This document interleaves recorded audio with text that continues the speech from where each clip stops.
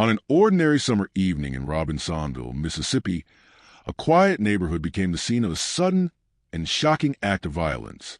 First responders were dispatched to a home on Soleil Drive just after 7 p.m., following a 911 call reporting multiple gunshot victims. Upon arrival, deputies found a woman unresponsive and two others severely injured. One of them was a young child. Law enforcement immediately launched an investigation, cordoning off the property and working into the night to piece together the sequence of events. The shooter was not on the scene. Early statements from officials confirmed that the suspect was known to the victims and that his identity was quickly established. A regional search followed, spanning multiple counties and involving both local authorities and federal marshals. As details slowly emerged, the case began to draw attention not for what was immediately known, but for the disturbing context behind it. It was not a break-in. It was not a robbery. No signs of forced entry were discovered. In fact, investigators revealed that those inside the house likely knew their attacker and may have never seen the violence coming. 3 days after the initial incident, a discovery in a wooded area several miles from the scene would shift the investigation once again. But even that did not bring closure. Questions remained. What led up to that night? Why were certain individuals targeted? And how did someone so close to the victims turn into the central figure in a deadly shooting? What happened inside that house on July 11th was not random. It was calculated. But the full truth behind what unfolded and why was only beginning to come to light. If you enjoy real crime stories that uncover the truth, don't forget to subscribe. Your support helps us share real cases, spread awareness, and give a voice to those who can't speak for themselves. Before we begin, let us know in the comments, where are you watching from? And what are your thoughts as the story unfolds? Welcome to True Crime Uncovered, where we examine the cases that shake communities and expose what happens behind closed doors. Real stories, real people, real impact. Subscribe now and turn on notifications. You won't want to miss what's coming next. Nykeria Jude, 30, lived in Robinsonville, Mississippi. She was a mother, reportedly raising her children in a modest home located at 1060 Soleil Drive. Her day-to-day lifestyle remains largely private, but records show she was known within her local community. Her associations centered around family and her children. She was not publicly known for any occupation tied to media reports. Neighbors described the household as generally quiet, with no outward signs of ongoing domestic conflict. Nykeria's relationship with 41-year-old Markello Braxton was not publicly described as formalized through marriage. However, it was confirmed that Braxton was the father of at least one of her children, the 6-year-old girl involved in the shooting. Whether they were actively co-parenting or estranged at the time of the incident has not been clarified by officials. No confirmed public records indicate prior restraining orders or known domestic complaints tied to either of them, but no details have been released ruling it out. The 6-year-old daughter, whose name has not been disclosed, was a minor living with her mother. At the time of the incident, she was at home during evening hours, presumably after school activities or on summer break. She had a known familial link to the suspect, which investigators later confirmed. There is no public documentation indicating prior custody disputes or legal battles involving her care, but her presence during the incident suggests access between Braxton and the household may not have been restricted. A third victim, a 24-year-old male, was also shot during the incident. His name in relation to Nykeria remain unconfirmed. Based on his presence at the home and lack of any evidence suggesting random involvement, authorities considered him either a visitor or possibly a friend or associate. He was not listed as a family member. Markello Braxton, 41, also resided in Robinsonville, Mississippi. He had a known personal history with Nykeria Jude and was identified by authorities as the biological father of at least one of the children involved in the July 11th incident. Whether he was residing at the same home at the time is unclear, but investigators confirmed he was familiar with the address and its occupants. Braxton's criminal background, if any, has not been made publicly available. There are no confirmed records of prior convictions or restraining orders directly tied to Nykeria Jude or her family. However, Tunica County authorities did treat him as an immediate suspect and issued an alert labeling him as armed and dangerous, indicating perceived threat level based on previous behavior or context, not shared with the public.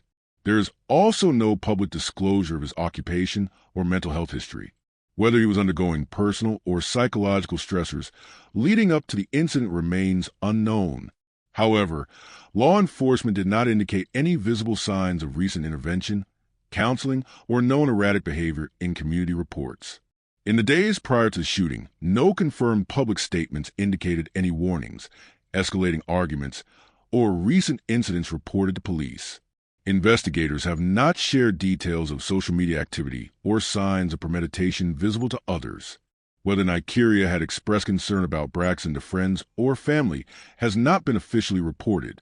On July 11, 2025, just after 7 p.m., the Tunica County Sheriff's Office received an emergency call regarding multiple gunshot victims at the residence. Dispatch logs show that deputies arrived at 1060 Soleil Drive shortly after 7:06 p.m. Upon arrival, officers found 3 victims suffering from gunshot wounds. Nigeria Jude was pronounced dead at the scene. The 6-year-old child and the 24-year-old man were both in critical condition and were immediately airlifted to separate trauma facilities. The shooter had already fled the scene. There were no signs of forced entry, suggesting Braxton was either allowed into home or already present. Authorities did not report any visible indicators of a struggle inside the house. The weapon used in the shooting was not initially identified, but investigators later linked it to the suspect found days later. Whether the gun was legally registered to Braxton has not been confirmed. Given the familiarity between the shooter and the victims and absence of break-in indicators, authorities leaned toward premeditated intent. Tunica County Sheriff's deputies were the first to arrive. Their preliminary response included securing the scene, assessing victim conditions, and collecting initial evidence. Emergency medical teams confirmed that Nigeria was deceased upon arrival. The child and the second victim were both stabilized and flown to trauma centers for further treatment. The condition of the home suggested no signs of a struggle or break-in. The lack of forced entry led investigators to believe the suspect was not an intruder. No messages or written notes were reportedly found at the scene. Officials have not commented on whether digital evidence, such as text or voicemails, was collected from devices in the home. No neighbors reported hearing any extended argument or altercation prior to shots being fired. The identity of the 911 caller was not released, but it is believed the call was placed shortly after the shots were fired, either by a surviving victim or a witness nearby. Did someone know Braxton was coming to the house that evening? Why was no resistance reported or struggle observed if tensions were high? This case remains closed with the discovery of the suspect's body, but the full scope of what led to this tragedy is still subject to public scrutiny. Key questions remain unanswered about access, warning signs, and legal safeguards that could have changed the outcome. Following the July 11, 2025 shooting in Robinsonville, Mississippi, which left 30-year-old Nigeria Jude dead and her 6-year-old daughter critically injured, law enforcement moved swiftly to identify the suspect. Authorities named 41-year-old Markello Braxton, a known associate and father to the child victim, as the primary suspect within hours of the attack. The Tunica County Sheriff's Office released his identity to the public and classified him as armed and dangerous. Officials issued a bulletin that included Braxton's full name, physical description, known aliases, and details of the vehicle he may have been driving. Local police departments across county lines were alerted, and a multi-agency manhunt began almost immediately. Among the agencies involved were the Tunica County Sheriff's Office, the Mississippi Bureau of Investigation, and the U.S. Marshals Gulf Coast Regional Fugitive Task Force. Search efforts extended into nearby woods, abandoned buildings, rural farmland, and potential hideouts. Despite the size of the operation, Braxton managed to avoid detection for 3 full days. How does someone disappear so quickly after committing a violent crime? Authorities did not report issuing a formal lockdown for the community, but local residents were advised to remain alert. Schools and businesses in the immediate vicinity were placed on informal cautionary status, and several community members were interviewed as potential witnesses. Should law enforcement alert the public faster in domestic-related shootings? On July 14, 2025, 3 days after the initial crime, law enforcement discovered a deceased male in a wooded area near Kirby Road, approximately 6 miles from the original crime scene. The individual was found with an apparent self-inflicted gunshot wound, and a firearm was recovered near the body. Initial assessments pointed towards suicide. A coroner and forensic investigators were called to the site. The weapon found matched the caliber used in the original shooting at Soleil Drive, according to ballistics reports shared with media outlets. Fingerprint evidence on the weapon was preserved for verification. The body was transported to the medical examiner's office for formal autopsy and identification. Within 24 hours, the deceased was confirmed to be Markello Braxton. The autopsy revealed no signs of struggle or external injuries beyond the gunshot wound. Time of death estimation placed Braxton's death within 24 to 36 hours prior to discovery, indicating he may have been hiding for 1 to 2 days before ending his life. Toxicology reports were initiated to determine if any substances were in his system.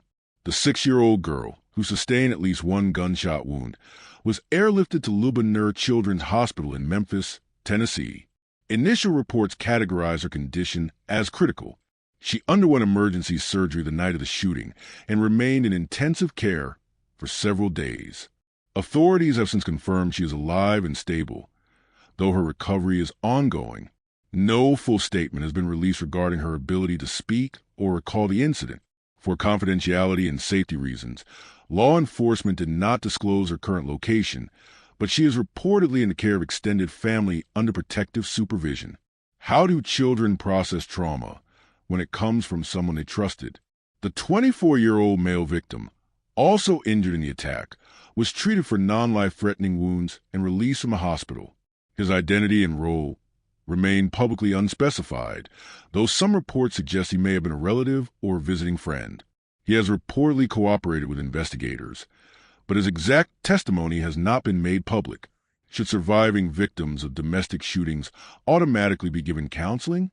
The motive behind the shooting remains unofficial, but emerging evidence suggests a pattern of domestic instability. Braxton and Jude reportedly shared a complicated co-parenting relationship. It is unclear if they were in an active relationship at the time of the incident. No restraining orders or previous domestic violence charges have been confirmed in the public record, but officials have not ruled out a history of private or undocumented conflict. Law enforcement continues to explore phone records, text messages, and other communications leading up to the event. There are no known reports of Braxton seeking mental health treatment. Friends and neighbors have not provided consistent accounts regarding his recent behavior, leaving his psychological condition undetermined. Was the shooter mentally unstable? And if so, could signs have been missed? Following the incident, the Tunica County Sheriff's Office issued 2 public statements, one confirming the suspect's identity and the second announcing the discovery of his body. Press conferences were limited and no specific motive or timeline details were disclosed. Media coverage remained primarily regional, though national outlets picked up the story due to its domestic nature and involvement of a child. Local social media platforms were active with community tributes, prayers for the surviving child, and calls for more awareness around domestic violence. Family members of Nikeria Jude have not issued any direct statements as of the latest available reports. Could this tragedy have been prevented with early intervention? With the death of the suspect, no criminal trial will proceed, effectively closing the case from a legal standpoint. The investigation has been officially declared as a domestic murder-suicide, pending final forensic reports. Ballistics tests confirmed the firearm found near Braxton matched the bullets recovered from the victims.